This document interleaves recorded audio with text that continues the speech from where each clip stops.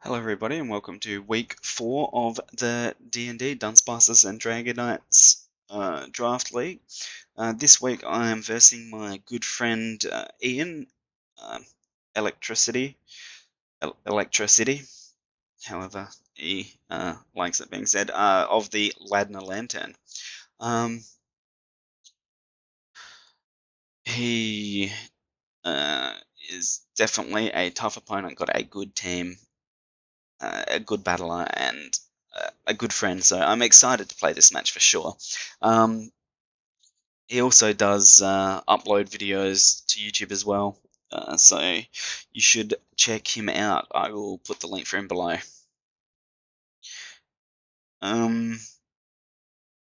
But yeah, he's got the Zapdos, Scolipede, Chandelure, Zygarde 10%, Cryogonal, Steelix, Mega Medicham, Togekiss, Alamamola, Primeape, and Ferrothorn. Zapdos is a threat, Scolipede's a threat, Chandelure's a threat, Zygarde 10 is a threat. My team has a fair bit of ice weakness, so Cryogonal is a threat. Steelix can be a threat. Mega Medicham is a threat. Togekiss is a threat. Alamamola is a wall. Primeape is potentially a threat. And Ferrothorn is annoying. So this is going to be an interesting game already for sure.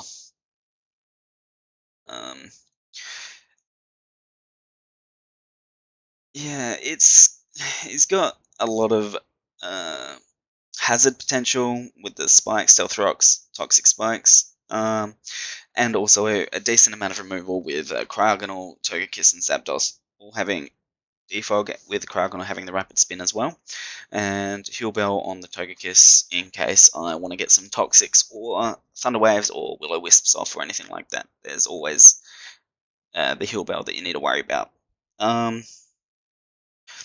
Zapdos, just like bulky, does a ton of damage, can Thunder Wave, stuff like that. Scolipede, speed passing, swords dancing, can be real annoying to deal with. Speed boost is an annoying ability, for sure. Chandelure, just like nice typing, and can have the flash fire to stop fire moves, stuff like that. Zygarde 10%, like Little Doggo is obviously not as strong as the 50%, but it still has access to the same moves, so 1000 Arrows is still a problem, goes through flying types, levitate, stuff like that, so it can knock down my Celesteela, then do super effective damage on the second attack. It can still hit Dodrio, it can do the same to Golbat, knock it down from flying, and then super effective hit it second time round. Like it wrecks my Marowak, it wrecks my Electrode, it like hits Hydreigon even, because Levitate there.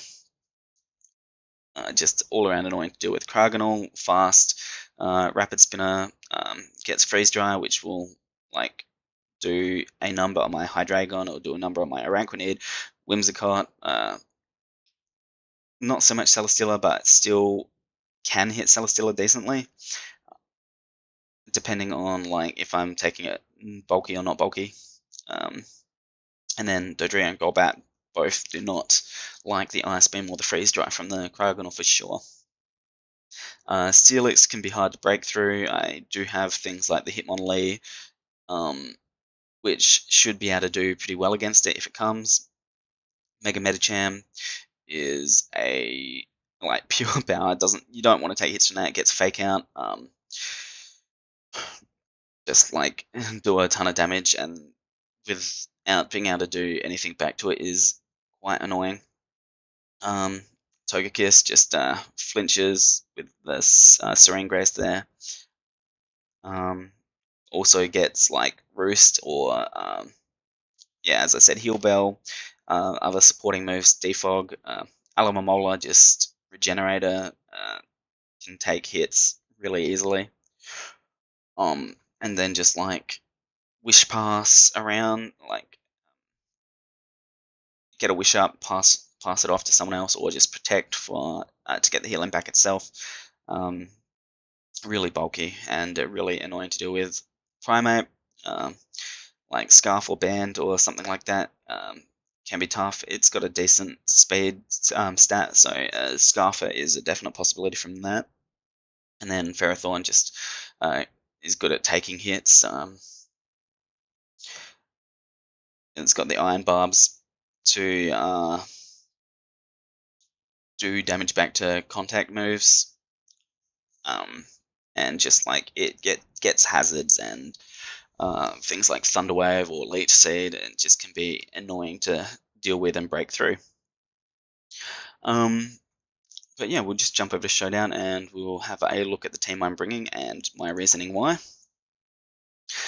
Celesteela, because why not? It's it's one of the most versatile mons in Draft League, and it's been doing pretty well on my team so far. I feel like I don't think I've really been using it to its full potential, but it has been like taking hits and like just being there and being a threat, really. But I'm going Air Slash, Block, Leech Seed, and Toxic. So a bit of a strange set with Leftovers as my item. A ton of special defense, max HP, and a little bit of special attack. This is mainly so that I can live. I think Zapdos does like standard bulky 3 attacks. Roost Zapdos does, I think it was like 30 to 40%, so I can live a few hits from it, and then get Leech Seed, Toxic, and not let it escape from me, which could be cool. And then Air Slash does a bit of damage back, so hopefully I can use this thing to get rid of Zapdos, and then with the Leftovers and the Leech Seed, I should be able to hit. I should be able to live like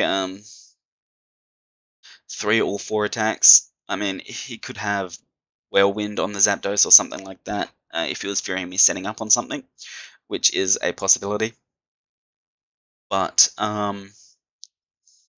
still, it would be nice if I could take the Zapdos out with this, because Zapdos is quite likely a switch in for my Celesteela.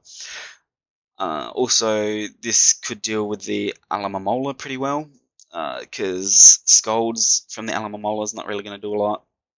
Knockoff from the Alamamola will get rid of my Leftovers, but it's still not going to be doing a lot. I mean, obviously the Scolds might be able to burn me, but that's alright. It would be nice if this can come in clutch with the block there to stop something escaping. Next up, I'm bringing my Dodrio. Focus Sash, Agility, Baton Pass, Endeavor, Quick Attack. So if I think I'm going to be knocked down to 1 health by something, I'll go for the Endeavor. Otherwise, unless it makes sense for me to Agility and then try and Baton Pass into something. But Endeavor into Quick Attack could be quite useful. That's for sure. I don't know why it's on Adamant. I think Jolly would probably be better just for that extra speed. Because like Endeavor just brings me down to whatever my health is at the moment. Quick Attack like isn't going to be doing a ton of damage. It's mainly just for picking things off, so the extra speed is probably going to be more useful. But then again, like maybe that extra damage from Quick Attack will be useful. Who knows? Like if I Agility, I'm going to get up to 319 times 2, so yeah, 628. Sorry, 638. My math is bad. It's not that bad, but yes, Agility, Baton Pass, Endeavor, Quick Attack. So get an Agility off. Nothing without priority is going to be able to stop me from Baton Passing into something else.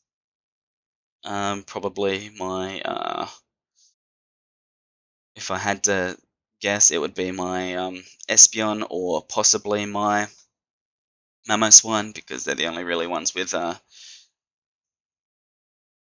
most offensive threat. You'll find out what I mean. Like, my Hitmonlee is definitely an offensive threat, but it doesn't have the ability to change moves. So, whereas my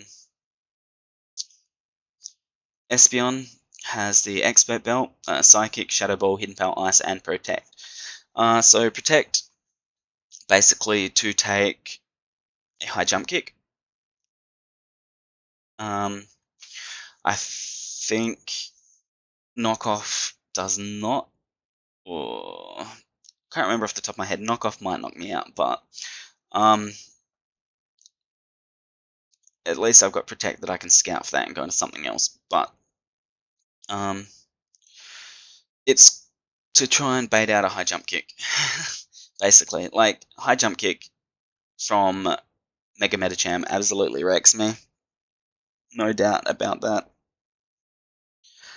I believe I might have given myself enough health to take a knockoff, but it's yeah, definitely, like, the Protect. I want to be able to bait out a high jump kick with that. Like, maybe if I have Espeon in against the Mega Medicham, I mean, like, Mega Medicham is going to be outsped by this Espeon anyway, so if I can get a Shadow Ball off or a Psychic off or something like that, it's going to be doing a ton of damage in the first place. But like, the Protect is just mainly to scout out what he wants to do, so maybe he will want to stay in case he lives a hit. Maybe I can scout out something on another Mon during the game. Mainly, I just didn't really have another move that I really felt like I needed this match, so I just chucked Protect on there and thought it, like, could come in useful at some point. Anyway, next I have Hitmonlee with the Choice Band, Reckless, Poison Jab, Bullet Punch, Knockoff, High Jump Kick. High Jump Kick does damage. Let's just put it that way. Basically, Reckless, Choice Band, High Jump Kick murders a lot of things. Not things like the Togekiss, but pretty much anything else does not really want to take a High Jump Kick. 2 hits most of his team, I believe. Poison Jab does Oko Togekiss, as long as it's not like max HP, max defense, or something like that. Bullet Punch is like doing over 50%, I think, to the Cryogonal. It does like 80%, and then it does a chunk to the Togekiss as well. So if I can get the Togekiss low, I can Bullet Punch to take that out. Knockoff, just get rid of some items if I feel like he's going to switch out when I've got the Hitmonlee in. So that's no Rapid Spin this week, but that's alright, because I have Defog on my Golbat. Air Slash, Roost, Heatwave, Defog. Heatwave for the Ferrothorn, mainly. Air Slash for everything else, really. Max HB, Max Spadef should be able to take a couple of like Thunderbolts or whatever Zapdos wants to go for, and I should be able to roost off the damage, which is good. And basically just stall out the Zapdos if I can. If I manage to get a Toxic on it from my Celesteela or something like that, will be real good. And it's just, yeah, Golbat, bulky, takes hits, stall things out if possible. And lastly, I'm bringing Mamoswine, Rocky Helmet, it is Oblivious, Stealth Rock, Toxic Ice Shard, Earthquake. It was meant to be Thick Fat, but spoiler alert, it was too late. I did take it to the match as Oblivious. I have actually played it. But yeah, Stealth Rock, Toxic, Ice Shard, Earthquake, get Toxic off on Zapdos if I can, will be nice. Stealth Rock's up will be nice just to chip down his things that he wants to switch around. Ice Shard, just some priority, stab priority, and Earthquake. Like if Zapdos roosts or something, that's going to do a chunk. Not that I expect the Zapdos really to roost in front of the Mamoswine, but you never know. And then Earthquake just hits other things real nicely as well. But yeah, that's the team I'll be taking against Ian. Unfortunately, I took Oblivious and not Thick Fat. And now that I think about it, this doesn't really touch Cryogonal. So Thick Fat could have been quite nicer. Specifically for the Cryogonal, but I mean, getting a Toxic onto the Cryogonal would be good, and so I guess I'll see if I did that when we get to the battle video. Anyway, thank you for watching, and yeah, I'll see you for the battle video later.